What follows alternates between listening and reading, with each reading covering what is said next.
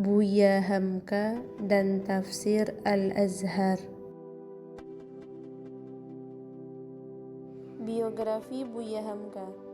Haji Abdul Malik Karim Amrullah atau yang biasa dikenal dengan sebutan Buya Hamka, lahir di Sungai Batang, Maninjau pada hari Ahad tanggal 17 Februari tahun 1908.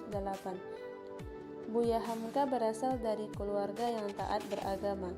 Ayah beliau merupakan tokoh terkemuka di Minangkabau dan pendiri sekolah Sumatera Tawalib Padang Panjang. Pendidikan Buya Hamka. Pada usia 7 tahun, Buya Hamka dimasukkan ke sekolah desa. Kemudian karena kenakalannya, Buya Hamka dikeluarkan dari sekolah dan Buya Hamka hanya bersekolah selama 3 tahun. Akan tetapi, Buya Hamka banyak belajar sendiri. Tidak hanya ilmu agama, Buya Hamka juga belajar tentang filsafat, sosiologi, sastra, sejarah, dan lain-lain. Pada usia 10 tahun sampai 15 tahun, Buya Hamka belajar agama di sekolah di Niah School dan Sumatera Tawalib Padang Panjang dan Parabe. Kemudian, pada usia 16 tahun, Buya Hamka pergi merantau ke Pulau Jawa. Setelah 1 tahun di Pulau Jawa, Buya Hamka kembali ke tanah air yaitu Maninjau. Kemudian pada usia 19 tahun, Buya Hamka pergi ke Mekah untuk melaksanakan ibadah haji. Beberapa karya Buya Hamka diantaranya Tasawuf Modern, Falsafah Hidup, Tafsir Al-Azhar, Juz 1 sampai Juz 30, Kedudukan Perempuan dalam Islam, Islam dan Adat Minangkabau, Tenggelamnya Kapal Van der Wijk, Di Bawah Lindungan Ka'bah, dan Ayahku. Selanjutnya, kita akan membahas tentang Tafsir Al-Azhar, salah satu karangan Buya Hamka.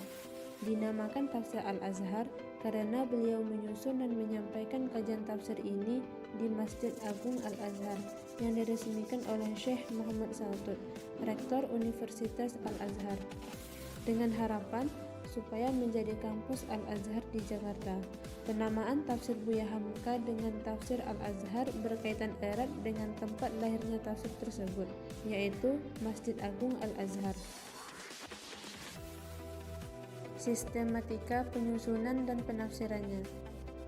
Buya Hamka dalam menyusun Tafsir Al-Azhar, beliau menggunakan tartib Utsmani, yaitu menafsirkan ayat secara runtut berdasarkan penyusunan Mushaf Utsmani. Selanjutnya, menyajikan ayat-ayat awal pembahasan, terjemahan dari ayat, tidak menggunakan penafsiran kata, memberikan uraian terperinci.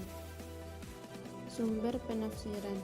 Buya Hamka dalam tafsirnya menggunakan tafsir bil Ma'sur dan tafsir bil Ra'i.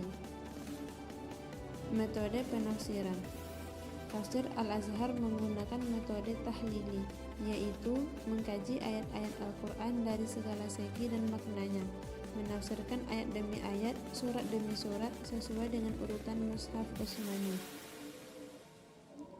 Corak penafsiran.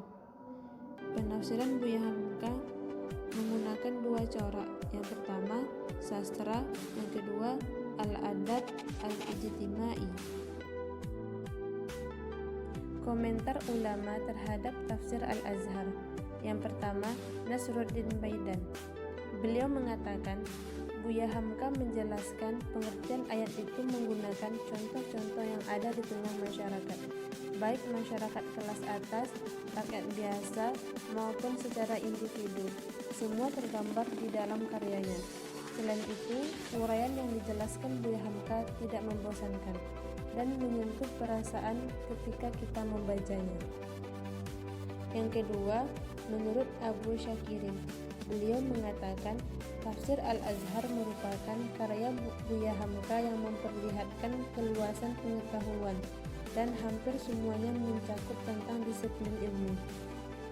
Yang ketiga, menurut Hafidz Alfiyah, beliau mengatakan ciri khas Buya Hamka yang menarik adalah beliau tidak pernah menimba ilmu di Timur Tengah, tetapi mampu menafsirkan Al-Quran yang standar dengan tafsir-tafsir yang ada di dunia Islam. Menurut penulis, Tafsir Al-Azhar adalah salah satu karya ulama ternama di Indonesia, yaitu Buya Hamka, yang menyajikan sebuah tafsir Al-Quran berbahasa Indonesia, sehingga mudah dipahami oleh masyarakat Indonesia pada umumnya. Penjelasannya sederhana dan tidak panjang lebar sampai ke makna kosakatanya. Buya Hamka dalam menjelaskan ayat-ayat Al-Quran di dalam tafsirnya relevan dengan situasi kekinian yang sedang terjadi di masyarakat seperti agama, sosial, dan politik. Sayangnya, di dalam tafsir Al-Azhar, Buya Hamka memasukkan kisah-kisah Israiliyat yang belum pasti kebenarannya. Dan juga dalam mengutip hadis, beliau tidak menyebutkan susunan perawi hadis dan sumber hadisnya.